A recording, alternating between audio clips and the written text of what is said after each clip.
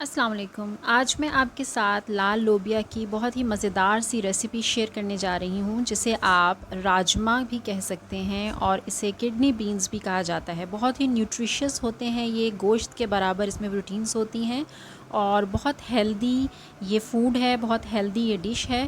تو آئیے پھر اس کو بنانا سٹارٹ کرتے ہیں۔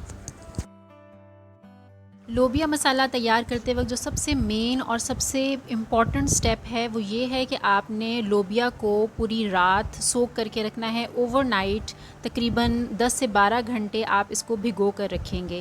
اور بھگو کر رکھنا اس لیے ضروری ہے تاکہ جب ہم اس کو بوائل کریں تو یہ اچھی طرح سے گل جائے، اس کا اچھی طرح سے گلنا ضروری ہے، تب ہی آپ کی یہ ڈش بہت مزے کی بن کر تیار ہوگی۔ لوبیا آپ کا بہت سافٹ ہونا چاہیے۔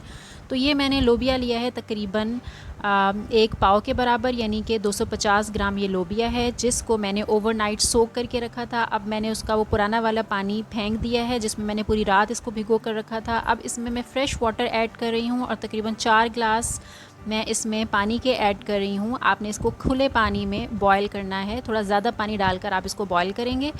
اور بوائل کرتے وقت ہم اس میں نمک بھی ایڈ کریں گے تقریباً ½ ٹی اسپون، تاکہ لوبیا کے جو دانے ہیں ان کے اندر نمک چلا جائے۔ بعد میں جب ہم اس کو پکائیں گے تو ہم فردر نمک ایڈ کریں گے، لیکن تھوڑا سا نمک ہمیں اس پوائنٹ پر بھی ڈالنا ہے۔ تو یہاں پر میں تقریباً ½ ٹی اسپون کے برابر نمک ایڈ کر رہی ہوں۔ نمک ایڈ کر کے ہم نے اس کو بوائل کرنے کے لیے رکھ دینا ہے۔ اس کو تقریباً 2 سے 3 گھنٹے لگ جائیں گے اور 2 سے 3 گھنٹوں میں یہ اچھی طرح سے بوائل ہو جائے گا، یا آپ نے اس کو چیک کرنا ہے، ڈیپینڈ کرتا ہے کہ آپ اس کو پریشر کوکر میں گلا رہے ہیں یا آپ اس کو دیگچی میں گلا رہے ہیں۔ تو دیگچی میں تقریباً اس کو 2 سے 3 گھنٹے لگ سکتے ہیں۔ تو میں اس کو رکھ دوں گی بوائل ہونے کے لیے، اور جب یہ اچھی طرح سے بوائل ہو جائے گا، اس کا دانہ بہت سافٹ ہو جائے گا، تو پھر ہم اس کی کوکنگ سٹارٹ کریں گے۔ اوکے جی، لوبیا کو میں نے گلا لیا ہے اور ابھی میں تھوڑی دیر میں آپ کو چیک بھی کروا دوں گی کہ اس کو کس حد تک آپ نے ٹینڈر کرنا ہے۔ یہاں پر میں آئل لے رہی ہوں تقریباً 3/4 کپ، اور اس آئل میں ہم نے تقریباً 2 میڈیم سائز کی پیاز، جن کو میں نے باریک چاپ کر لیا تھا، وہ ایڈ کر دینی ہے۔ پیاز کو ہم نے فرائی کرنا ہے تقریباً گولڈن براؤن ہونے تک۔ جیسے ہی ہماری پیاز گولڈن براؤن ہوگی تو اس میں ہم پانی ایڈ کر دیں گے۔ تو یہ دیکھیں میری پیاز گولڈن براؤن کلر اٹین کر چکی ہے۔ یہاں پر آ کر ہم اس میں پانی ایڈ کریں گے، اور تقریباً 2 گلاس میں یہاں پر پانی کے ایڈ کر رہی ہوں۔ پانی ہم اس لیے ایڈ کر رہے ہیں تاکہ جو ہماری پیاز ہے وہ بہت سافٹ ہو جائے۔ پانی ایڈ کر کے ہم اس کو کور کر کے 10 منٹ کے لیے ہلکی آنچ پر چھوڑ دیں گے، تاکہ پیاز ہماری اچھی طرح سے سافٹ ہو جائے، اور پھر جب ہم اس کو بھنائی کی طرف لے کر جائیں تو وہ اچھی طرح سے مسالہ بنا لے، اچھی طرح سے گھل جائے۔ تو یہاں پر ہم نے تقریباً 2 گلاس میں نے پانی کے ایڈ کر دیے ہیں۔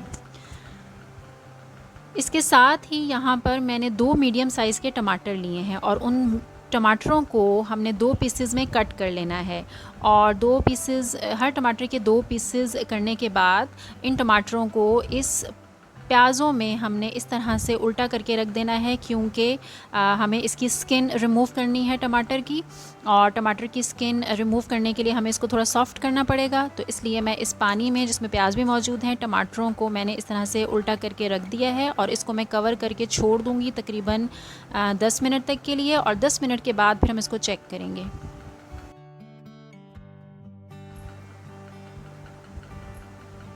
اور یہ دیکھیے 10 منٹ کے بعد جب میں نے اس کو چیک کیا ہے تو سارا پانی خشک ہو گیا ہے، اور ٹماٹر بہت سافٹ ہو گئے ہیں، پیاز بھی بہت سافٹ ہو گئے ہیں، اور ٹماٹر اتنے سافٹ ہو گئے ہیں کہ جو چھلکا ہے اس نے ٹماٹر کو چھوڑ دیا ہے، اور وہ بہت سافٹ ہو گیا ہے اور بہت ایزیلی ریموو ہو سکتا ہے۔ تو یہاں پر میں 1 بائی 1 کر کے تمام ٹماٹروں کا چھلکا ریموو کر دوں گی۔ اس پوائنٹ پر آ کر ہم اس میں کچھ مسالے ایڈ کریں گے، جس میں سب سے پہلے ہم اس میں ½ ٹی اسپون نمک کا ایڈ کر رہے ہیں۔ یاد رہے کہ ہم نے ½ ٹی اسپون نمک پہلے بھی ایڈ کیا تھا جب ہم نے لوبیا کو بوائل کیا تھا۔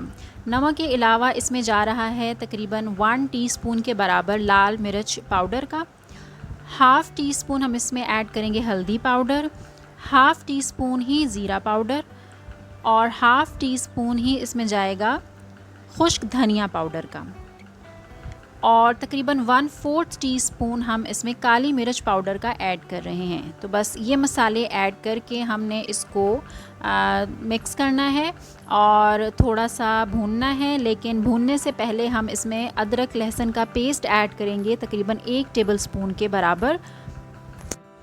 ادرک لہسن کا پیسٹ ایڈ کرنے کے بعد اس کو 3 سے 4 منٹ تک ہم بھونیں گے، اور 3 سے 4 منٹ کی بھونائی کے بعد اس میں جائے گا دہی تقریباً 1 کپ، جو کہ 200 ml بنتا ہے، اور دہی ڈالنے کے بعد ہم نے اس کو پھر سے 1 سے 2 منٹ دینے ہیں تاکہ جو دہی کا پانی ہے وہ خشک ہو جائے اور دہی بھی تھوڑا سا پک جائے۔ تو یہ دیکھیے ہمارا مسالہ اچھی طرح سے بھن چکا ہے، اور اب ہم اس میں لوبیا ایڈ کر دیں گے۔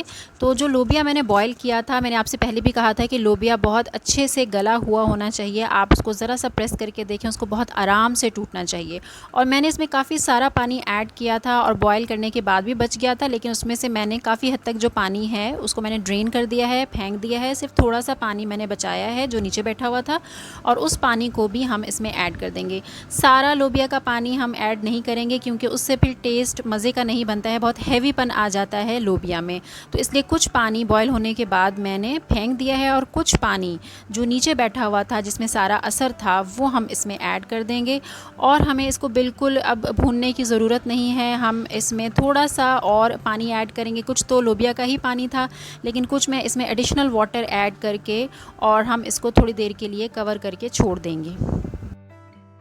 تقریباً 15 منٹ کے لیے میں نے اس کو ہلکی آنچ پہ کور کر کے چھوڑ دیا تھا، اور 15 منٹ کے بعد جب میں نے چیک کیا ہے تو یہ بالکل ریڈی ہے، اور اس کی کنسسٹنسی بالکل ایسی ہی ہونی چاہیے۔ اگر آپ زیادہ پتلا رکھیں گے تو بالکل مزہ نہیں کرے گا۔ اور بالکل لاسٹ میں ہم اس میں ایڈ کریں گے ہری مرچیں اور 1 ٹیبل سپون لیمن جوس، جو کہ بہت ضروری ہے۔ یہ دونوں چیزیں بالکل اینڈ میں ڈالنی ہے، اور فلیم بند کر کے آپ نے اس کو کور کر کے 1 منٹ کے لیے چھوڑ دینا ہے۔ 1 منٹ کے بعد جب ہم اس کو ڈش آؤٹ کریں گے تو یہ بہت ہی لذیذ، الحمدللہ ماشاءاللہ بہت ہی مزیدار راجمہ مسالہ، لوبیا مسالہ، کڈنی بین مسالہ، جو آپ اس کو جس نام سے پکارنا چاہیں، تو یہ بہت ہی لذیذ ہے۔ آپ اس کو بوائلڈ رائس کے ساتھ یوز کر سکتے ہیں، آپ اس کو چپاتی نان کے ساتھ کھا سکتے ہیں، اور آپ اس کو بغیر کسی چیز کے آپ جسٹ اس کو چمچ کے ساتھ بھی لے سکتے ہیں۔ بہت مزہ کرتا ہے، بہت ڈیلیشیس ہوتا ہے، اور بہت ہی ٹیسٹی ہوتا ہے، اور بہت ہی نیوٹریشس ہوتا ہے۔ یہ بہت فائدے ہیں لوبیا کے۔ کوئی ویڈیو میں بناؤں گی جس میں آپ کو بتاؤں گی کہ لوبیا کتنا فائدہ مند ہے، آپ کی صحت کے لیے کتنا ضروری ہے، تو آپ کو اس کو ضرور اپنی ڈائٹ میں شامل کرنا چاہیے، اور ویک میں 1 دفعہ لوبیا ضرور کھانا چاہیے، اور اسپیشلی جو بچے ہوتے ہیں ان کو ان کی گروتھ کے لیے بہت امپورٹنٹ ہے، تو ان کو ضرور لوبیا دینا چاہیے۔ تو اس طرح سے بہت مزے کا یہ بن کے تیار ہوتا ہے، اور اگر آپ اس کو پیاز اور ٹماٹر کے سیلڈ کے ساتھ مکس کر کے کھائیں گے تو یہ اور مزہ کرے گا، اور اس کا مزہ دوبالا ہو جائے گا۔ تو امید ہے کہ ویڈیو آپ کو اچھی لگی ہوگی اور ریسیپی آپ کو پسند آئی ہوگی۔ اگر آپ کو ہماری ویڈیوز اور ریسیپیز اچھی لگتی ہیں تو آپ ان کو لائک کیجئے، اور اپنے فیملی فرینڈز کے ساتھ ضرور شیئر کیجئے، اور ہمارے چینل کو سبسکرائب کر لیجئے اگر آپ نے ابھی تک نہیں کیا ہے۔ دعاؤں میں یاد رکھیے گا، ملتے ہیں پھر کسی نئی ریسیپی کے ساتھ۔ ٹل دین اللہ حافظ۔